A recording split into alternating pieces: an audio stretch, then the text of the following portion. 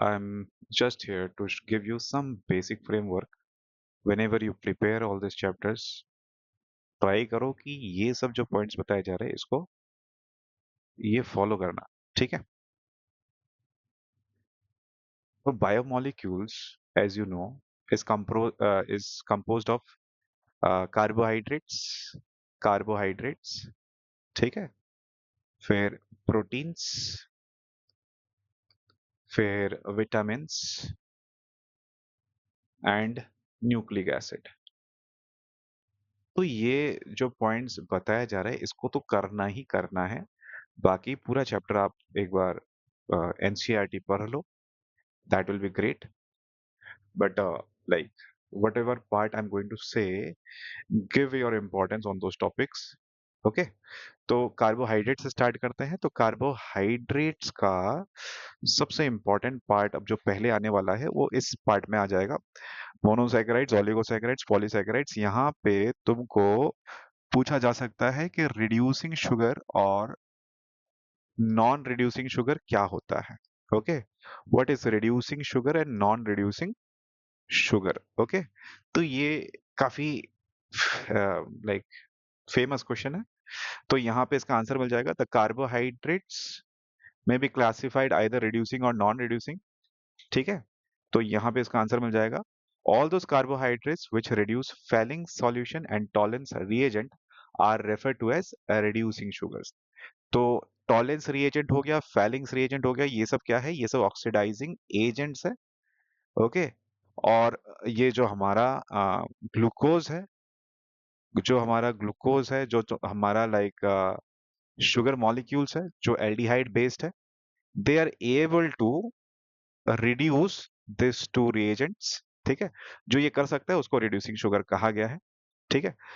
अ, इसका एक simple test होता है, ठीक है? जिसको ये स्ट्रक्चर पता है उन लोग के बारे में बोल रहा हूँ।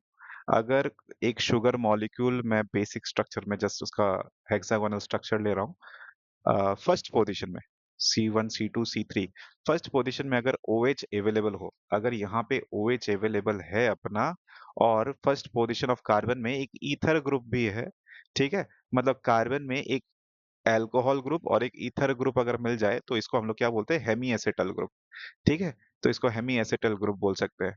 सो अगर ये स्ट्रक्चर अवेलेबल है तो ही जाके, लेकिन ये कौन सा कार्बन होना पड़ेगा? C1। तब जाके ये जो शुगर मॉलिक्यूल होगा या सैकेराइड होगा, वो क्या कर सकता है? वो टॉलेंस रिएजेंट या फिर फेलिंग्स रिएजेंट को क्या कर सकता है? रिड्यूस कर सकता है, ठीक है? So this is why they are known as reducing sugars. चलेगा? ठीक है, I have taught you in details, लेकिन अभी के लिए बेसिक सा बता रहा हूँ, ज्यादा कुछ बहुत डिटेल्स में नहीं जा रहा हूँ, बिकॉज स्ट्रक्चर वक्चर फिर से आ जाएगा, बहुत टाइम चला जाएगा, ये वीडियो बहुत ज्यादा लंबा हो जाएगा, ठीक है? I want to just keep it short so that it is just a guiding light for you, okay? ठीक है, तो फिर ये क्वेश्चन काफी इंपॉर्टेंट है। और हाँ, और एक ध्यान रखना यहाँ पे, जैसे कि मोनोसैकेराइड ये स्वीट होता है, ठीक है? ऑलिगोसैकेराइड में जो हमारा डाइसैकेराइड्स आएगा वो भी क्या होता है? स्वीट होता है। लेकिन पॉलीसैकेराइड्स नॉन स्वीट शुगर होता है, ठीक है? So they are non sweet sugar. तो ये भी पॉइंट काफी इंपॉर्टेंट है, तो इस बात का ध्यान रखना, ठीक है? आगे बढ़े। ऑल राइट, नेक्स्ट हम लोग कहाँ जाएंगे? हम लोग जाएंगे यहाँ पे, क्या दिख सकता है? हाँ, ये जैसे कि ग्लूकोज का दूसरा नाम क्या हो सकता है? एल्डोहेक्सोस, क्योंकि ग्लूकोज और फ्रुक्टोस जो है, ये दोनों ही आपस में एक दूसरे का फंक्शनल आइसोमर होता है। और यहाँ पे ये एल्डिहाइड बेस्ड होता है, ये फ्रुक्टोज जो होता है ये कीटोन बेस्ड होता है, ठीक है? तो कितना रिंग में कितना, like in glucose how many carbons are available? 6 carbons। तो इसीलिए इसका नाम क्या है? एल्डोहेक्सोस, ठीक है? और फ्रुक्टोज में 6 कार्बन है और उसका नाम क्या है? कीटोहेक्सोस, ठीक है? तो ऐसे करके ग्लूकोज का और फ्रुक्टोज का नाम एक alternate names based on what kind of, एक जनरल टर्म के जैसा उसको सीख लेना, ठीक है? So let's go ahead. Next क्या क्वेश्चन इंपॉर्टेंट है? क्या क्वेश्चन इंपॉर्टेंट है? केन शुगर, हाँ ये देख लेना एक बार। केन शुगर को, मतलब शुगर केन से हम लोग कैसे ग्लूकोज एक्सट्रैक्ट कर सकते हैं? This is important but not that important. चलिए आगे बढ़ते हैं। सो यहाँ पे ये बहुत ही इंपॉर्टेंट क्वेश्चन है, बहुत ज्यादा इंपॉर्टेंट है, पिछले साल भी आया था, ठीक है? अच्छा, यहाँ पे एक लाइन देखना, यहाँ पे मैं ऊपर देख रहा हूँ, glucose is an aldohexose and is also known as dextrose. ठीक है, ग्लूकोज इज डेक्सट्रोज मतलब ये पॉजिटिव है, ये क्या करता है, सोडियम पोलराइज लाइट को टुवर्ड्स क्लॉकवाइज घुमा देता है, राइट साइड घुमा देता है, तो इसलिए डेक्सट्रोज कहा गया है। ओके। अच्छा, तो यहाँ से ये पॉइंट्स, स्ट्रक्चर ऑफ ग्लूकोज से यहाँ से भर भर के क्वेश्चन आता है, और ये बहुत इंपॉर्टेंट है। मतलब ग्लूकोज का जो स्ट्रक्चर है, मैं बेसिक सा एक स्ट्रक्चर बना देता हूँ ग्लूकोज का। ये है एल्डिहाइड, और ये कार्बन कार्बन कार्बन कार्बन, नीचे वाला कार्बन पे क्या रहेगा, CH2OH, फिर OH, तीसरा वाला OH नीचे से हो जाएगा on the left hand side, फिर OH यहाँ, फिर H यहाँ, फिर H यहाँ, फिर H यहाँ, फिर H यहाँ। Okay, so this is the basic structure of glucose, लेकिन इसमें कुछ कुछ बात है। ऑलराइट, कैसे पता चलेगा कि ये जो ग्लूकोज है, ओके, इस ग्लूकोज में, ये मैं इसको थोड़ा सा और डिटेल में ड्रॉ करता हूँ, एल्डिहाइड को कार्बोनिल ग्रुप के साथ H। ठीक है, तो ये वाला पार्ट अच्छे से पढ़ना, और खास करके इस क्वेश्चन को ध्यान में रख के कि on prolong heating with HI it forms an hexane. ठीक है, suggesting that 6 carbon of atoms are present। तो 6 कार्बन है ग्लूकोज में, कैसे पता चलता है, इस पॉइंट से पता चलता है, तो ये रिएक्शन काफी काम आएगा वहां पे। ठीक है, alright, so this is first point, ये क्वेश्चन आ सकता है, पिछले बार भी ऐसा टाइप का क्वेश्चन आ चुका है। फिर ग्लूकोज में कार्बोनिल ग्रुप है, मतलब ये कार्बोनिल ग्रुप है, कैसे पता चले, बाय डूइंग दिस रिएक्शन और दिस रिएक्शन। ठीक है, तो ये वाला क्वेश्चन भी आ चुका है पहले। ठीक है, सो सी दिस। फिर ग्लूकोज में एल्डिहाइड ग्रुप है, ये हमें कैसे पता चलेगा। ठीक है, ग्लूकोज, बिकॉज हमें पता है कि एल्डिहाइड को अगर ऑक्सीडाइज कर देते हैं तो फिर क्या बन जाता है, कार्बोजाइलिक एसिड। ठीक है, तो कार्बोजाइलिक एसिड बन जाता है, तो वही यहाँ पे भी दिखाया गया है, glucose gets oxidise to 6 carbon carboxylic acid, नाम क्या है, ग्लूकोनिक एसिड। तो एल्डिहाइड से क्या बन जाता है, एल्डिहाइड से क्या बन जाता है, कार्बोजाइलिक एसिड। तो ये इससे पता चलता है कि यहाँ पे एल्डिहाइड था। ठीक है, सो ये भी क्वेश्चन आ चुका है। मतलब यहाँ पे ग्लूकोज में ये सब है, कैसे पता चलता है, अलग अलग टाइप का रिएक्शन है, मैंने ये कराया हुआ है, but this is important, so please go ahead and C this part. Okay, don't skip this part, please अच्छे से इसको देखो, इसको याद रखो। ठीक है, इससे क्वेश्चन बनता है, पहले भी बना हुआ है, वापस बन सकता है, so go ahead see this part. Okay, फिर नेक्स्ट पार्ट इज, यहाँ पे है कि ग्लूकोज में कितने OH ग्रुप है, देख लेते हैं, 1 2 3 4 5, 5 OH ग्रुप है, कैसे पता चला कि 5 OH ग्रुप है। ठीक है, तो ये क्वेश्चन भी आ सकता है कि how do you know there is 5 OH group. ठीक है, तो इसका ये रिएक्शन देख लेना, इसका penta acetate form, this is the penta acetate form, acetylation से बनता है। ठीक है, पेंटा एसीटेट फॉर्म एसिटाइलेशन से बनता है, तो इसको अच्छे से देख लेना, तो यहाँ से ये प्रूफ हो जाता है कि ग्लूकोज में 5 OH ग्रुप है। ऑलराइट, तो फिर आगे बढ़े, थोड़ा सा देख लें। नेक्स्ट, चला गया, सो ये है छोटा सा पार्ट, इसको देख लेना। ठीक है, ये इंपॉर्टेंट है, देखो इससे अगर तुमको एक भी मार्क मिल जाता है तो then this part is successful. ठीक है ना, नहीं मेरा ये सब करना बहुत सक्सेसफुल हो जाएगा। ठीक है, तो फिर अगला क्या है कि ग्लूकोज में देखो कितना अल्कोहल है। Okay, let me show you, this alcohol is actually secondary alcohol, ये जो कार्बन है ये 2 डिग्री कार्बन है, क्योंकि ये कार्बन इस कार्बन के साथ अटैच्ड है, इस कार्बन के साथ अटैच्ड है, तो 2 डिग्री अल्कोहल है।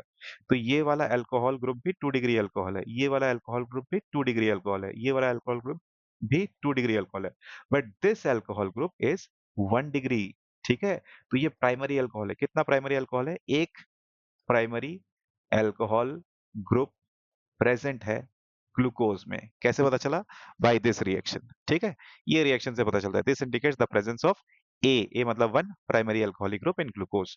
तो ये सवाल भी आ जाता है कि यहाँ पे एक प्राइमरी अल्कोहल है, कैसे पता चलता है, by this type of reaction. समझ में आ गया, so this are the basics, इसको पढ़ लेना, बहुत अच्छे से पढ़ लेना। ठीक है, अगर किसी को कुछ भी डाउट हो तो मेरे को फोन करके पूछ लो। ठीक है, अभी नेक्स्ट पार्ट इज, यहाँ पे एक इम्पॉर्टेंट पार्ट आ जाता है, कहाँ है कहाँ है कहाँ है, हाँ, cyclic structure of glucose. Glucose का स्ट्रक्चर जो है वो साइक्लिक क्यों होता है, इन 3 कारण से। ठीक है, ग्लूकोज का साइक्लिक स्ट्रक्चर इन 3 कारण से होता है, please know this 3 reasons, very very important, बहुत ज्यादा इंपॉर्टेंट है। ठीक है, एक मैं देख रहा था कहाँ पे है, ये कहाँ पे है। ठीक है। अच्छा, ये alpha beta forms of glucose anomeric forms जिसको कहा जाता है, ये स्ट्रक्चर से समझ में आता है कि कैसे क्या होता है। बाय द वे ये प्लस साइन जो है ये एक्सपेरिमेंटली डिटरमाइंड है, इसको पता करने का कोई तरीका नहीं होता है। D of course I have taught you how to make it. Alpha beta कैसे होता है तुम लोग जानते हो, एनोमरिक पोजीशन से होता है। Okay, alright. तो ये सब इम्पोर्टेंट है। और मैं कुछ और देख रहा था, कहाँ पे है ये part, where is this part, yes this part is here और नॉट। हाँ, ये सवाल काफी इंपॉर्टेंट है, ये वाला पार्ट खास करके देख लेना। Sucrose is dextrorotatory but after hydrolysis gives dextrorotatory glucose and laevorotatory fructose. Since the liver rotation of fructose is minus 92.4 degree, is more than dextrorotation of glucose plus 52.5, the mixture is levorotatory. Thus, hydrolysis of sucrose brings about a change in the sign of rotation from dextro to levo, and the product is named as invert sugar. तो ये inversion, sugar inversion से है। C12H22O11 को अगर हम लोग hydrolysis कर देते हैं, तो फिर क्या निकलता है, C6H12O6 प्लस C12C6H12O6।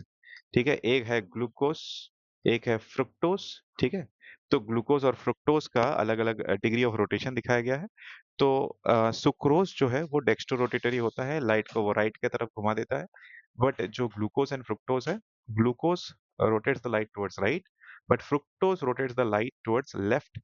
फ्रुक्टोज का रोटेशन जो है ग्लूकोज से ज्यादा रहता है, इसलिए ये ओवरऑल अगर रिएक्टेंट को देखा जाए वो डेक्स्ट्रोरोटेटरी था, और overall mixture of the product जो देखा जाए वो ओवरऑल लीवो रोटेटरी रहता है। Okay, so on the basis of that this answer is very very important.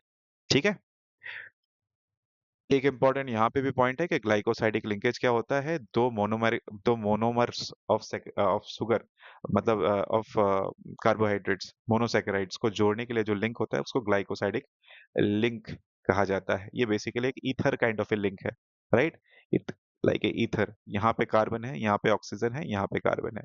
So it's a glycosidic linkage. So learn it के सुक्रोज का अगर हाइड्रोलाइसिस हो जाए तो हमें कौन सा दो मोनोसैकेराइड्स मिलेगा, you should know this. Okay, the next is maltose। कौन से दो मोनोसैकेराइड से बनता है, अल्फा डी ग्लूकोस। और ये सब इंपॉर्टेंट है यहाँ पे भी। In the case of sucrose this two monosaccharides you must know, alpha D glucose and beta D fructose. ठीक है। अगला है लैक्टोस जो है, उसको हाइड्रोलाइसिस करने से क्या मिल जाता है, beta D galactose and beta D glucose. Beta D glucose और बीटा डी गैलेक्टोस का डिफरेंस पता है, आई होप एवरीबॉडी। अगला सवाल यहाँ से क्या बन सकता है, स्टार्च के ऊपर। हाँ, स्टार्च के ऊपर एमाइलोस और एमाइलोपेक्टिन का थोड़ा सा स्ट्रक्चर देख लेना। C1 C6 का कनेक्शन होता है एमाइलोपेक्टिन में, C1 C4 कनेक्शन होता है एमाइलोस में। ठीक है, this is based on alpha D glucose. ठीक है, ये क्या होता है, अल्फा डी ग्लूकोस का स्ट्रक्चर होता है, उसको लिंक करते करते C1 to C4 तुम्हारा एमाइलोस स्ट्रक्चर बनता है। एंड C1 to C6 का कनेक्शन जो ब्रांचिंग में होता है वो एमाइलोपेक्टिन का स्ट्रक्चर होता है। Those who are unaware of this chapter, शायद एक बार ये सब मैं बोलने से उतना फर्क ना पड़े तुम्हारे ऊपर, लेकिन आई होप अगर तुम पढ़ लो इस चैप्टर को एक बार और फिर से ये सब पॉइंट्स देखो तो ये तुमको लगेगा सर वो ठीक ही बोल रही है, बहुत इंपॉर्टेंट ही है। ठीक है। सो नेक्स्ट इज यहाँ पे और देखने लायक क्या है, हाँ C1 to C6 कनेक्शन होता है एमाइलोपेक्टिन का, ये एमसीक्यूज में आ सकता है, एक बार देख लेना। सेल्यूलोज जो होता है उसका बस स्ट्रक्चर क्या होता है, बीटा डी ग्लूकोस।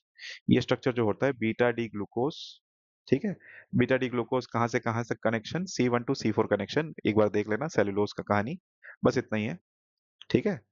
फिर ग्लाइकोजन को एनिमल स्टार्च क्यों कहा जाता है ये, और ग्लाइकोजन कहाँ कहाँ स्टोर होता है ह्यूमन बॉडी में, इसका ध्यान रखना।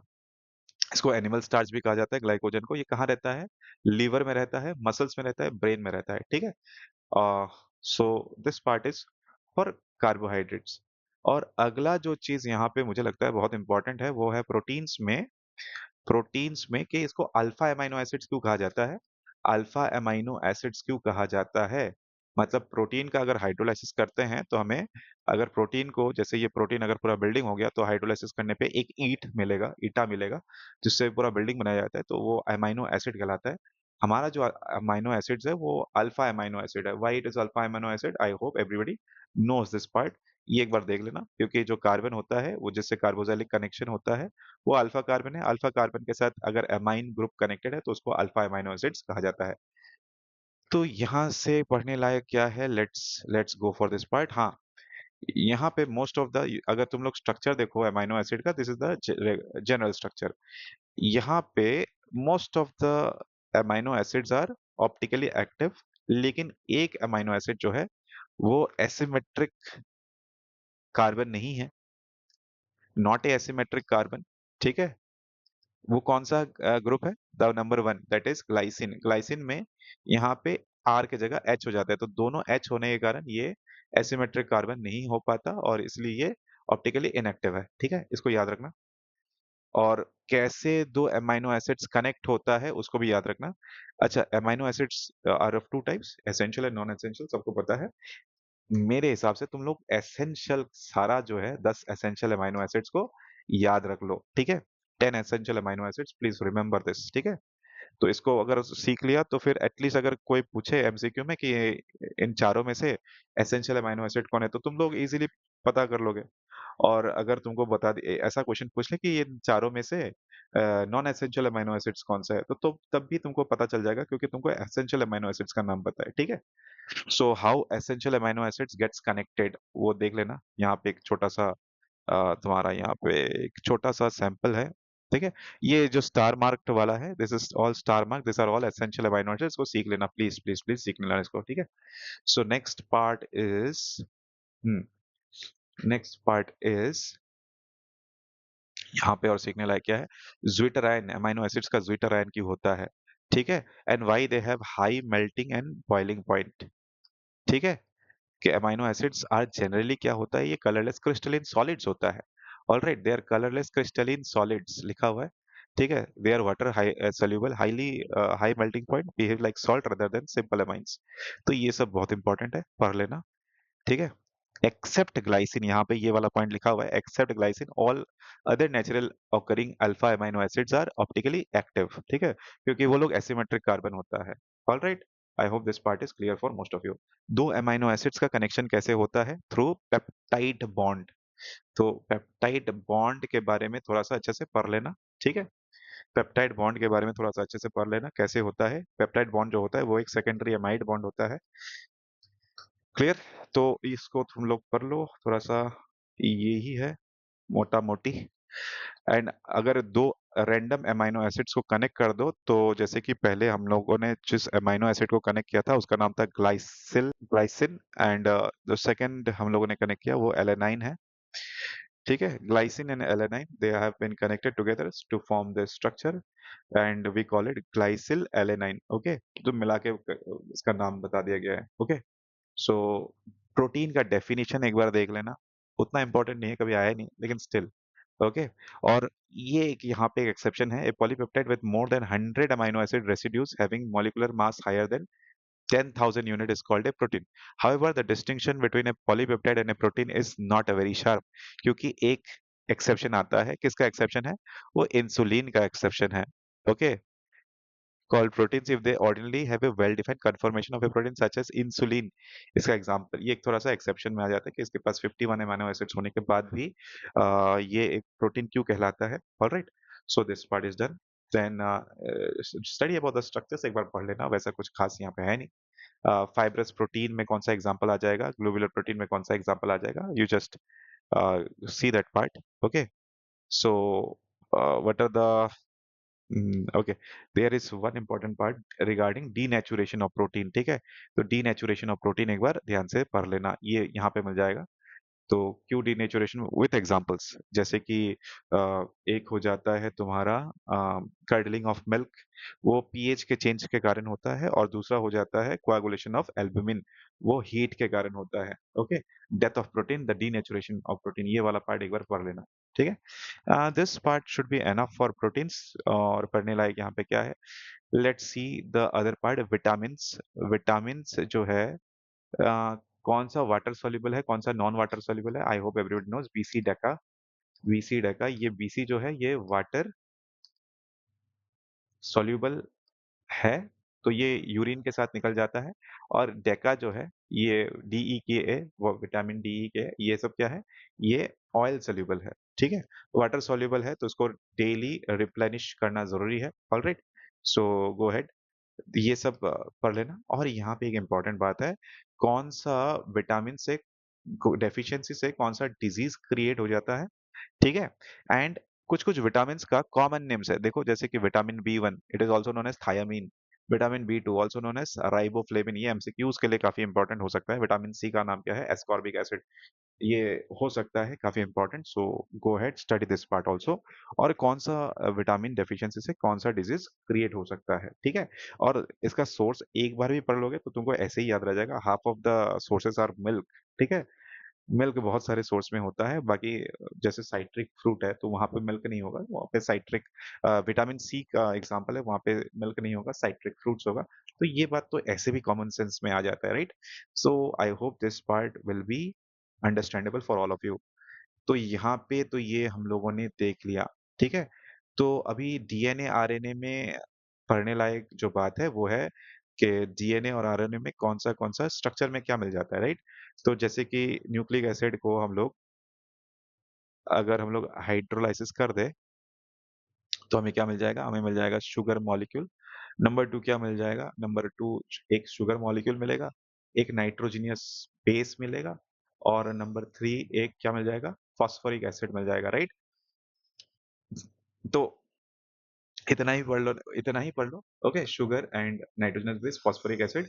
तो इससे क्या क्या स्ट्रक्चर अवेलेबल होता है, शुगर और नाइट्रोजनस बेस मिलने से इसको क्या कहा जाता है, न्यूक्लियोसाइड, ठीक है। और अगर तीनों को मिला दे तो उसको कहते हैं हम लोग न्यूक्लियोटाइड, ठीक है। ये सब पता है। राइबो शुगर मॉलिक्यूल्स का स्ट्रक्चर देख लेना। ये डीऑक्सी डीएनए के लिए आ जाता है, और ये राइबोस आरएनए के लिए ये शुगर मॉलिक्यूल को कंसिडर किया जाता है। Alright, this part is fairly important. और ये बेसिस का ये वाला पार्ट जो है थोड़ा सा देख लेना, बायोलॉजी स्टूडेंट्स को ऐसे ही याद रहता है, but for non biology students please read this part, ठीक है। DNA consist of 4 bases, adenine, guanine, cytosine and thymine, and RNA also consists of 4 bases. First three are same, the last one is uracil, ठीक है। Structures आज तक आया नहीं है, but you never know. लेकिन फिर भी लाइक आई होप ना ही आए ये वाला पार्ट जो स्ट्रक्चर ऑफ बेस है। आई थिंक मैं उसको इतना इंपॉर्टेंस नहीं दूंगा, let's see. But if you feel like you can do it, okay. तो अगला क्या है, अगला क्या है, हाँ, न्यूक्लिक एसिड। डीएनए का स्ट्रक्चर एक बार देख लेना। डीएनए स्ट्रक्चर किसने प्रपोज किया, Francis and Crick, James Watson, Francis Crick, ठीक है। James Watson was the first and Francis Crick, they have given the structure of double stranded helix structure of DNA, ठीक है। तो ये एक बात देख लेना। तो यहाँ पे डीएनए में ये बात याद रखना कि किसका कौन सा बेस के साथ किसके साथ हाइड्रोजन बॉन्डिंग होता है। तो ऐसे याद रखना, AT road, Guwahati commerce college. So adenine to thymine and guanine to cytosine, इन लोग के बीच में क्या हो जाता है, हाइड्रोजन बॉन्डिंग होता है। तुमको ये स्ट्रक्चर अगर दिख रहा है तो मिडल में ये तुम्हारा हाइड्रोजन बॉन्डिंग का सीन दिख रहा होगा, right. So that much only. फिर आरएनए का क्या देखे, आरएनए, आरएनए का जो स्ट्रक्चर है उसमें तुमको देखने को मिलेगा कि कितने टाइप्स के आरएनए होते हैं, एमआरएनए, आरआरएनए, टीआरएनए। तो इसका फुल फॉर्म, और बस इतना ही, और कुछ नहीं है। So that's about biomolecules. ये छोटा सा चैप्टर है, जल्दी हो जाता है, उतना कुछ खास ध्यान देने लायक है नहीं यहाँ पे, बट वेरी इंपॉर्टेंट ऑल्सो, क्योंकि बहुत बार बहुत कुछ आ चुका है। I would suggest everybody do a thorough study of this part, ठीक है। बायोमोलिक्यूल्स अच्छे से पढ़ लो, एंड लाइक छोटा सा पार्ट है, जल्दी खत्म होगा। So hope for the best, ठीक है। Thank you.